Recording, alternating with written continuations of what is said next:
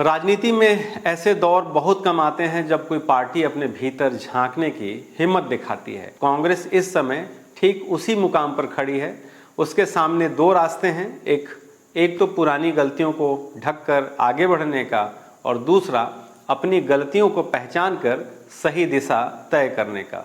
पर्यवेक्षक प्रणाली अगर ईमानदारी से लागू हो गई है तो यह कांग्रेस के लिए दूसरा रास्ता खोल सकती है, जिसे हम पुनर्जन्म का रास्ता कह सकते हैं। इतना तय तो है कि कांग्रेस फिर से खुद को खोजने निकली है और शायद यह यात्रा भारतीय राजनीति में उसके पुनर्जन्म की एक तरह से शुरुआत साबित होगी। नमस्कार, मैं हूं मनीष। इंडियन नेशनल कांग्रेस में इस बार कुछ नया हो रहा है और जो कुछ हो रहा है उससे बहुतों को एक नई उम्मीद सी है। राहुल गांधी की दूरगामी सोच के कारण एक बार ऐसा लगने लगा है जो लोग कांग्रेस को अपना जागीर समझकर वर्षों से लोकतंत्र का मजाक बनाकर रखे हुए हैं, उनका अस्तित्व अब खतरे में पड़ सा गया है। वो कांग्रेस जिसने इस देश की आज़ादी की लड़ाई लड़ी, संविधान की नींव रखी और दशकों तक भारत की राजनीति की धुरी रही, आज वही कांग्रेस फिर से एक बार अपने संगठन को टटोलने, समझने और सुधारने की जुगत में लग गई है। पार्टी ने राज्यों में पर्यवेक्षक नियुक्त करने की प्रक्रिया शुरू की और देखने में यह एक प्रशासनिक कवायद सा लगता है, लेकिन वास्तव में यह शुद्धिकरण अभियान जैसा है। पर्यवेक्षक यानी वो लोग जो जमीन पर जा रहे हैं, कार्यकर्ताओं से मिलकर, जिलों का दौरा कर, हार के कारणों को समझकर और फिर दिल्ली तक एक सच्ची तस्वीर पहुंचा रहे हैं। सुनने में भले यह एक सामान्य कदम लगे, लेकिन अगर इसे सही तरीके से लागू किया गया तो यह कांग्रेस के संगठन के लिए नई ऊर्जा, नया जीवन और शायद नई दिशा साबित हो सकता है। बीते कुछ वर्षों में कांग्रेस ने कई राज्यों में हार का सामना किया। कहीं संगठन ढीला पड़ा, कहीं स्थानीय गुटबाजी ने पार्टी को भीतर से कमजोर कर दिया। छत्तीसगढ़ इसका ताजा उदाहरण है, जहां भूपेश बघेल सरकार ने अपने कार्यकाल में कई लोकप्रिय फैसले लिए, लेकिन नतीजे उम्मीद के मुताबिक नहीं रहे। नतीजा आत्ममंथन शुरू हुआ और यह आत्ममंथन अब पर्यवेक्षक मॉडल के रूप में सामने आया है। ये पर्यवेक्षक पार्टी के डॉक्टर की तरह हैं जो रोग पहचानेंगे, कारण समझेंगे और उपचार सुझाएंगे। यह कांग्रेस की उस कोशिश का हिस्सा है जिसमें वह अपने पुराने गौरव को फिर से पाने की राह ढूंढ रही है। यह कोई नाम भर की नियुक्ति नहीं है। हर पर्यवेक्षक को एक या दो जिलों की जिम्मेदारी दी जा रही है। उन्हें कहा गया है कि सीधे कार्यकर्ताओं से बात करें, गुटबाजी या नाराजगी जैसी बातों को छिपाएं नहीं, बल्कि खुले मन से सुने और रिपोर्ट बनाएं।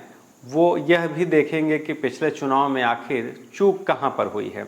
क्या बूथ मैनेजमेंट कमजोर था? क्या सोशल मीडिया रणनीति प्रभावी नहीं थी? या फिर स्थानीय नेताओं की खींचतान ने संगठन को नुकसान पहुंचाया है? इन सभी बातों को दस्तावेज के रूप में दर्ज कर पर्यवेक्षक सीधे आला कमान को रिपोर्ट करेंगे। यहाँ सबसे अहम बात यह है कि यह रिपोर्ट अब किसी फिल्टर से होकर नहीं जाएगी, यानी स्थानीय नेता के कहे पर निर्भर रहने के बजाय अब दिल्ली में बैठा नेतृत्व जमीनी सच्चाई सीधे सुन सकेगा। यहाँ यह बात जानना दिलचस्प होगा कि कांग्रेस में पर्यवेक्षक कोई नई अवधारणा नहीं है। 1970 और 1980 के दशक में स्वर्गीय इंदिरा गांधी ने भी पार्टी संगठन को मजबूत करने के लिए ऐसी व्यवस्था शुरू की थी। उन दिनों दिल्ली से वरिष्ठ नेता राज्यों में भेजे जाते थे, जिनका काम था यह देखना कि संगठन कैसा काम कर रहा है, जमीन पर कौन नेता सक्रिय है और कौन सिर्फ पोस्टर में दिखता है। कई बार ऐसी रिपोर्टों के आधार पर बड़े फेरबदल भी हुए। कई नेताओं को जिम्मेदारी मिली तो कई को हटाया भी गया था, लेकिन एक बात तय थी, पार्टी अपने संगठन की नब्ज पर हाथ रखे रहती थी। आज वही परंपरा फिर लौट रही है, बस इस बार युग बदल गया है, यानी डिजिटल युग है, आंकड़े हैं, सोशल मीडिया का असर है और इसलिए यह कदम और भी अहम बन जाता है। हालांकि कांग्रेस का इतिहास यह भी कहता है कि पर्यवेक्षक प्रणाली हमेशा सहज नहीं रही है। कई बार राजस्थान, हरियाणा, महाराष्ट्र जैसे राज्यों में स्थानीय नेताओं ने इसे केंद्रीय दखल के रूप में भी देखा है। कई बार रिपोर्ट्स को लेकर नाराजगी भी रही, कुछ पर्यवेक्षकों पर पक्षपात के आरोप भी लगे, लेकिन इस बार जो फर्क है वह यह है कि कांग्रेस अब हार से निकलकर आत्ममंथन की स्थिति में है। यह कोई सजा नहीं बल्कि सुधार का मौका है और शायद इसीलिए इस बार पार्टी के भीतर इस कदम को लेकर उत्सुकता है, विरोध नहीं। छत्तीसगढ़ कांग्रेस के पास अभी भी एक मजबूत आधार है। भूपेश बघेल के रूप में यहाँ का नेतृत्व लोकप्रिय रहा, लेकिन 2023 के चुनाव में मिली हार ने यह साफ कर दिया कि लोकप्रियता और संगठन एक दूसरे के पूरक होते हैं। पार्टी के कई पुराने कार्यकर्ता यह कहते हैं कि बीते कुछ वर्षों में जमीनी संवाद कमजोर पड़ा है, स्थानीय मुद्दों पर नज़र कम रही और बूथ स्तर पर मशीनरी उतनी सशक्त नहीं थी। अब जब पर्यवेक्षक जिलों में जा रहे हैं तो उन्हें यह समझना होगा कि लोगों के बीच कांग्रेस के प्रति भावना खत्म नहीं हुई, बस विश्वास की डोर थोड़ी ढीली पड़ी है। अगर इस डोर को फिर से कसने में पर्यवेक्षक सफल रहे तो कांग्रेस का अगला चुनाव का जो सफ़र है एक नई ऊर्जा के साथ शुरू हो सकता है। सबसे पहले तो पार्टी के भीतर की गुटबाजी कम होगी। जब हर कार्यकर्ता को लगेगा कि उसकी बात ऊपर तक जा रही है तो असंतोष की जगह संवाद ले लेगा। साथ ही रणनीति में स्पष्टता भी आएगी, कौन सा जिला संगठनात्मक रूप से मौजूद है, कहाँ कमजोरियां हैं और कहाँ नए चेहरे लाए जाने चाहिए। यह सब पर्यवेक्षक की रिपोर्ट से तय होगा। राजनीति में ऐसे दौर बहुत कम आते हैं जब कोई पार्टी अपने भीतर झांकने की हिम्मत दिखाती है। कांग्रेस इस समय ठीक उसी मुकाम पर खड़ी है। उसके सामने दो रास्ते हैं, एक तो पुरानी गलतियों को ढककर आगे बढ़ने का और दूसरा अपनी गलतियों को पहचान कर सही दिशा तय करने का।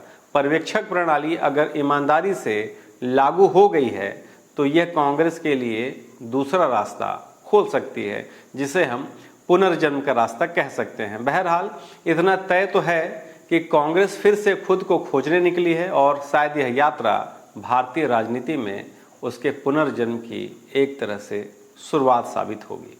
शुक्रिया। कांग्रेस पार्टी ने पूरे देश में संगठन सृजन अभियान चलाया है।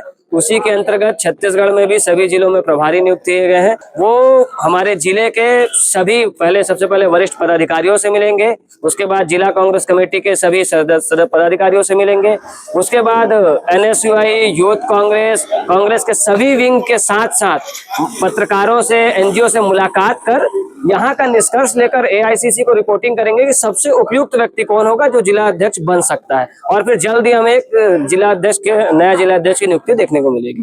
कांग्रेस पार्टी ने इस बार निर्णय लिया है कि जो जिला अध्यक्ष का चयन होगा वो चयन हर एक ब्लॉक के हर एक कार्यकर्ताओं की आवाज से और उनके निर्णय से होगा। इसलिए आज यहाँ सभी पहले जिले स्तर के संगठनों का बैठक होगा, उसके बाद प्रत्येक ब्लॉक में जाकर वहां पर ब्लॉक कांग्रेस कमेटी की बैठक होगी, फिर उसके बाद ये प्रक्रिया कंप्लीट होगी और AICC को रिपोर्ट सौंपी जाएगी।